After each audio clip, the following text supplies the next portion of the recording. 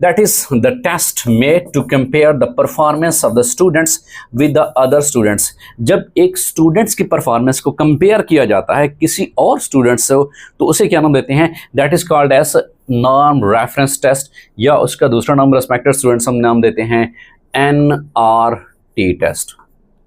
जबकि जो criterion reference test है CRT, कोई सेट क्राइटेरिया बना दिया जाता है और उसी सेट क्राइटेरिया के तहत ही स्टूडेंट्स की परफॉर्मेंस जो है वो इवेलुएट की जाती है। फॉर एग्जांपल भाई 60% के ऊपर फर्स्ट डिवीजन है, फॉर एग्जांपल भाई 60% वाले ही अलाउ होंगे फर्दर इंटरव्यू के लिए। सो एक सेट जब क्राइटेरिया बना दिया जाता है, that criteria is termed as criterion reference test, उसको नाम देते हैं। जबकि नॉर्म रेफरेंस टेस्ट में स्टूडेंट्स की इंडिविजुअल परफॉर्मेंस आपस में कंपेयर की जाती है। फॉर एग्जांपल अगर एक स्टूडेंट है तो फर्स्ट और सेकंड थर्ड कैसे आ रहा है, बिकॉज उनकी परफॉर्मेंसेस, उनके स्कोर्स, उन सब को बेटा मेयर किया जाता है। और अगर ओवरऑल देखा जाए रिस्पेक्टेड स्टूडेंट्स के टेस्ट, मेयरमेंट और असेसमेंट, टेस्ट के बाद मेयरमेंट, मेयरमेंट के बाद बेटा असेसमेंट, और असेसमेंट के बाद बेटा लास्ट टर्म होती है दैट इज इवैल्यूएशन। बेटा test is the sum of questions, और उसका जो न्यूमेरिकल डेटा होता है that is called as the measurement. Measurement जब भी बात आएगी बेटा न्यूमेरिकल डेटे के हवाले से बात आएगी, और उस न्यूमेरिकल डेटे को जब इंटरप्रेट करते हैं, interpretation of numerical data, that is called as assessment. और इवैल्यूएशन जो it's always judgmental in nature.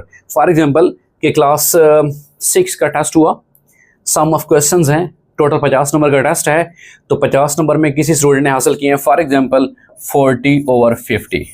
So that is मेयरमेंट। मेयरमेंट हमेशा क्वांटिटेटिव होती है, या बेटा ये न्यूमेरिकल इन नेचर होती है। बेटा क्वांटिटेटिव या न्यूमेरिकल इन नेचर होती है। और फिर इसको जब मैं इंटरप्रेट करता हूं इसी डेटे को, भाई 40/50% है, इट मींस ये 80% प्लस जो है स्टूडेंट्स ने मार्क्स अचीव किए हैं, और इसका मतलब है कि स्टूडेंट्स की परफॉर्मेंस अच्छी है।